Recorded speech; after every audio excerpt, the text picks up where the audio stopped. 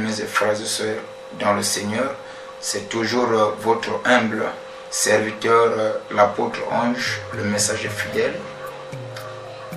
Comme nous avons toujours l'habitude de vous le dire, c'est le cri de la sentinelle qui a retenti. C'est ce matin pour vous, peu importe l'heure à laquelle vous nous suivez. Alors ici, nous avons toujours l'habitude de dire que c'est le cri de la sentinelle qui a retenti ce matin pour vous. Écoutez et votre âme vivra. Bien-aimés, le message que j'avais à vous passer à tous les auditeurs, s'il faut le dire, qui nous suivent de partout, est que nous avons un grand problème, un grand projet pour la construction de l'église. On est en plein chantier. On est en train de bâtir l'œuvre de l'Éternel. Alors, s'il y a un enfant de Dieu à qui Dieu a déjà eu à faire du bien, alors on veut vous voir, que vous puissiez vous manifester, vos contributions, vos dons, vos actions de grâce. Ça nous fera du bien et ça va aussi faire plaisir aussi au Dieu Tout-Puissant qui vous a donné cette grâce d'avoir les moyens que vous avez. Bien-aimés dans le Seigneur, je connais dans la Bible, on nous parle d'un homme au nom de David. David, un jour, il a regardé sa vie. Quand David voit sa vie, il se dit que moi, en tant qu'humain, qui voit peut-être un jour disparaître ou mourir, j'habite dans des châteaux, j'habite dans des palais où, quand les gens voient, tout le monde s'écrie « Waouh !» Ça, c'est la maison de David.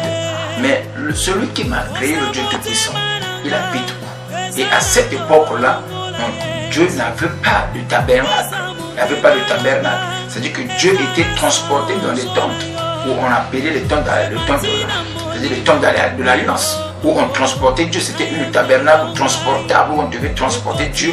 Alors David dit que moi j'habite des châteaux, j'habite de grandes maisons, mais où est-ce que l'Éternel Dieu habite?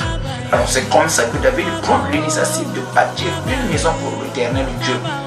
Il appelle Nathan le prophète, il dit Nathan, voilà, mais j'ai bien examiné ma vie.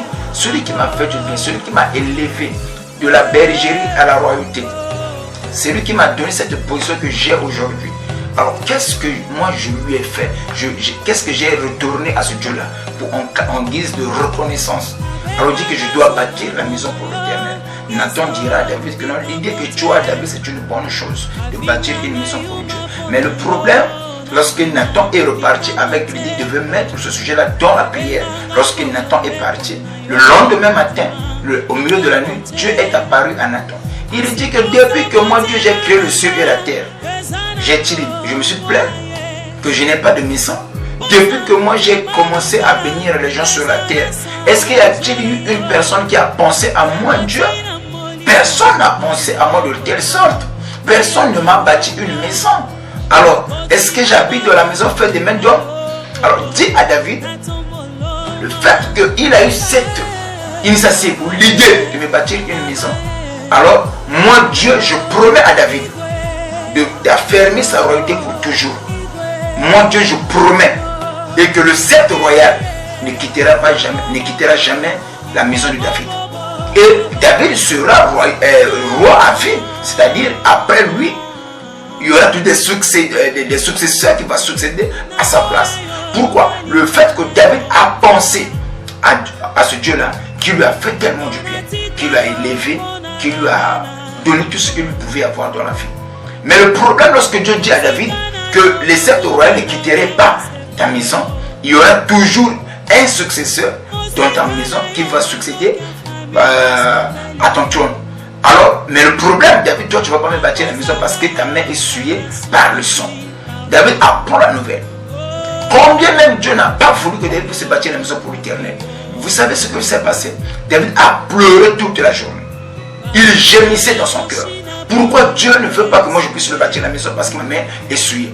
Le jour où, malgré que Dieu lui a fait la promesse sur le sceptre royal, ne quitterait jamais ta maison.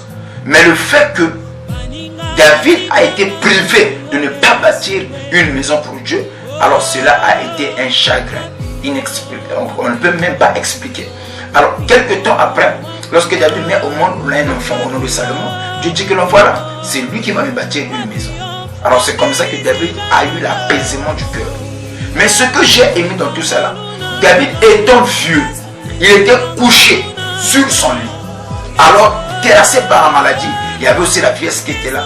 David, un jour, quand il devait rendre l'âme, avant de partir de la gloire, il dit que non, l'œuvre que Salomon va faire, va construire, l'œuvre, elle est tellement grande.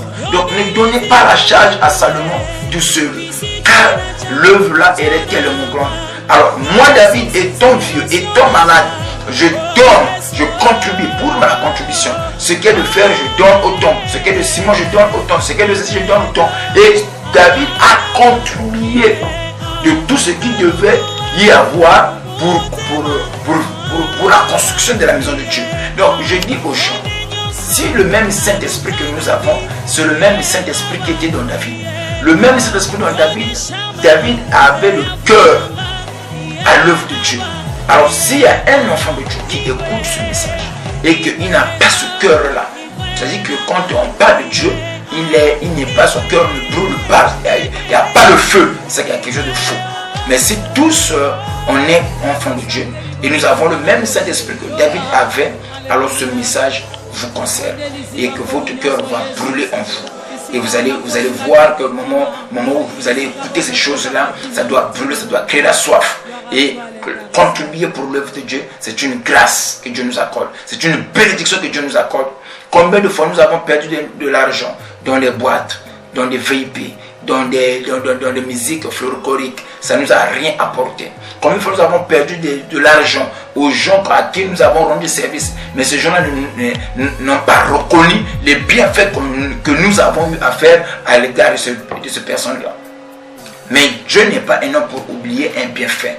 Alors, c'est une occasion en or de contribuer pour l'œuvre de Dieu. Vous qui avez suivi cette émission, venez contribuer.